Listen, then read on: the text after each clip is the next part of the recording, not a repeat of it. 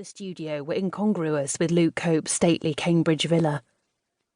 The other rooms she'd walked through were grand and elegant, but this large space at the back of the house was spattered with paint and full of clutter. That was fair enough. Everyone had the right to do what they damn well liked in their own home.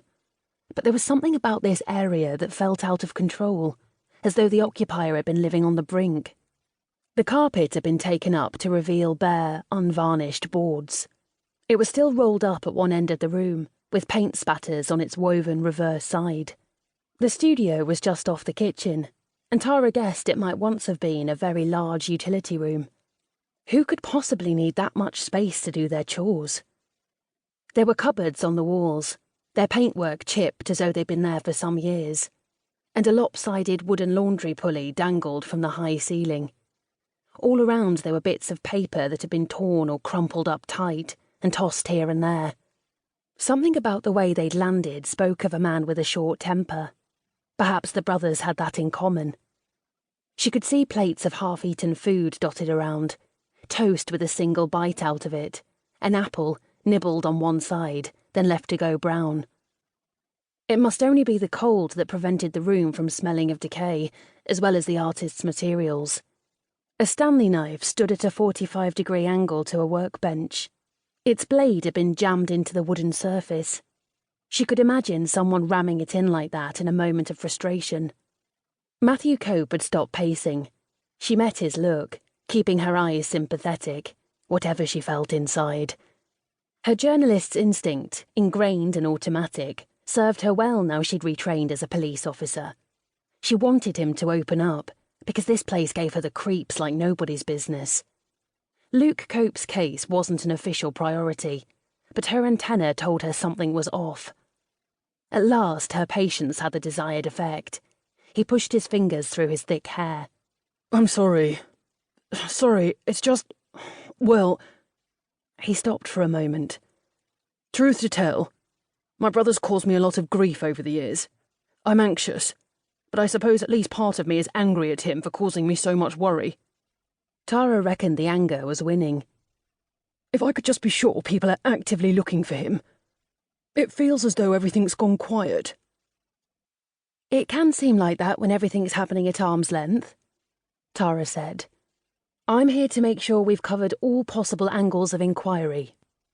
But Luke was an adult, and not considered vulnerable. She knew her colleagues had already followed the standard procedures.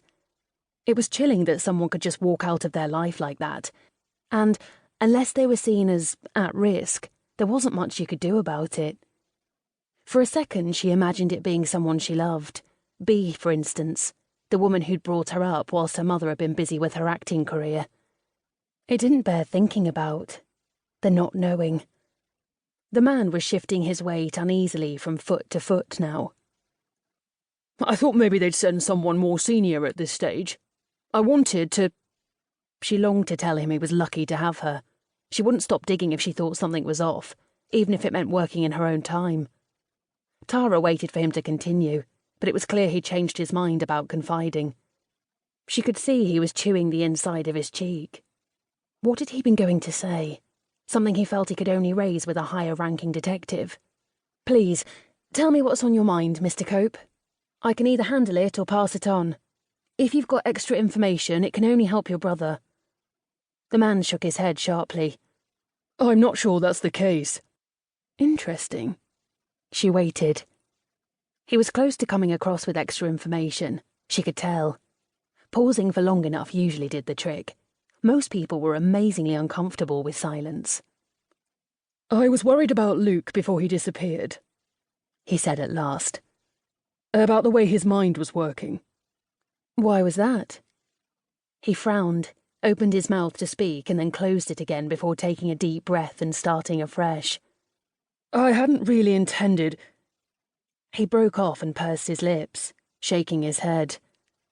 Dear God, this is no good. It might be best if I show you. It's not something I wanted to share, but if it'll make you take this seriously... He turned his back to her and strode to the opposite side of the space, where he began to rummage through a series of paintings.